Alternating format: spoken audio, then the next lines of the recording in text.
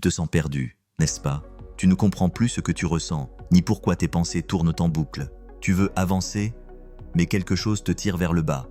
Tu souris peut-être à l'extérieur, mais à l'intérieur, c'est le chaos. Tu n'as pas besoin de faire semblant ici, parce qu'aujourd'hui, je vais te parler vrai. Je vais te montrer que tu n'es pas fou, tu n'es pas faible, tu es humain. Et surtout, tu es capable. Capable de reprendre le contrôle de ta vie, même au cœur de la tempête. Reste avec moi jusqu'à la fin, parce qu'à la fin de cette vidéo, tu ne seras plus la même personne. Ta pensée est une arme, une épée, un moteur, mais elle peut aussi être une prison. La vérité, ce que tu penses façonne ce que tu ressens, et ce que tu ressens dirige ce que tu fais.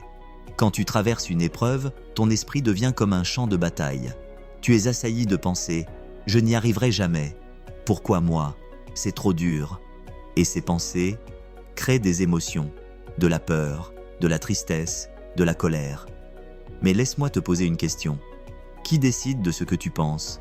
Est-ce ton passé, ton entourage, tes blessures, ou est-ce toi? Tu n'as peut-être jamais appris à contrôler tes pensées, ce n'est pas ta faute, mais maintenant, c'est ta responsabilité. Tu ne peux pas toujours choisir ce qui t'arrive, mais tu peux choisir ce que tu laisses grandir dans ton esprit. Et la bonne nouvelle, c'est que tu peux commencer dès aujourd'hui, pas demain, pas quand tu iras mieux, maintenant. Tu ne peux pas vaincre un ennemi que tu refuses de regarder. Tu veux gérer tes pensées et tes émotions? Commence par les identifier. Je ressens de la peur. D'accord. Pourquoi? Je suis en colère. Très bien. Contre quoi? Contre qui? Je me sens seul. Est-ce que c'est vrai ou est-ce que ce que je crois à cause d'un moment difficile? Écoute bien. Les émotions ne sont pas tes ennemis. Elles sont des messagères, des signaux, des alertes. La peur te dit « protège-toi ». La colère te dit « quelque chose a dépassé tes limites ». La tristesse te dit « tu as besoin de consolation ». Mais ce n'est pas parce qu'une émotion parle que tu dois la croire aveuglément. Tu as le droit de ressentir, mais tu as aussi le droit de ne pas te laisser dominer. Gérer ses pensées, ce n'est pas juste un exercice mental, c'est un acte de foi, c'est une discipline spirituelle. La Bible dit « Nous renversons les raisonnements et toute hauteur qui s'élève contre la connaissance de Dieu, et nous amenons toute pensée captive à l'obéissance de Christ. » 2 Corinthiens 10, 5. Tu entends ça? Tu as le pouvoir d'amener chaque pensée captive.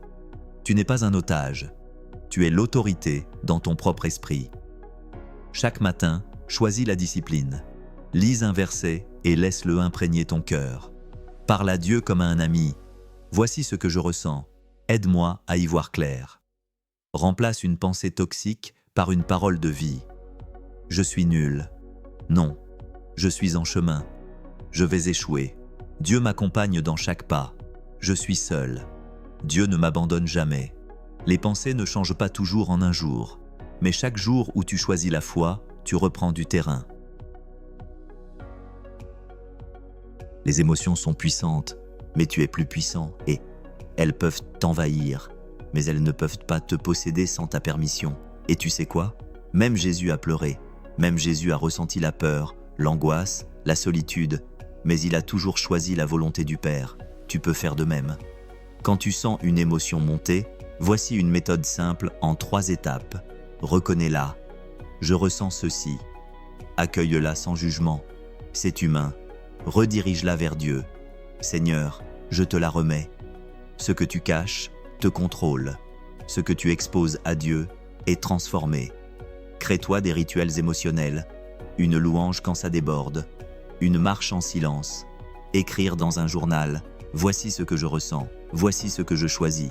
Tu n'es pas esclave de ce que tu ressens. Tu es un guerrier, une guerrière de lumière.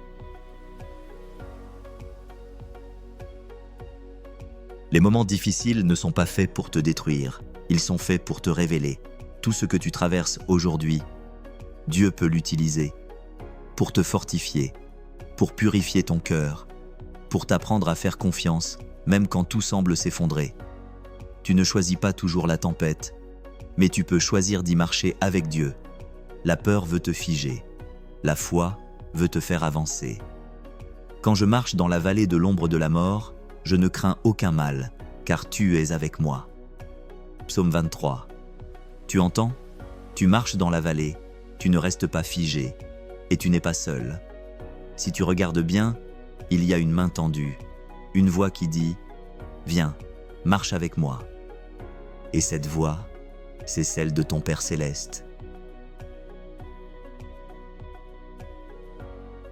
Imagine-toi dans 6 mois, 1 an, 2 ans, plus serein, plus sereine, plus fort, plus forte, plus connecté à Dieu. Ce futur-là commence aujourd'hui, avec chaque pensée que tu choisis, avec chaque émotion que tu accueilles sans honte, avec chaque prière murmurée dans la nuit.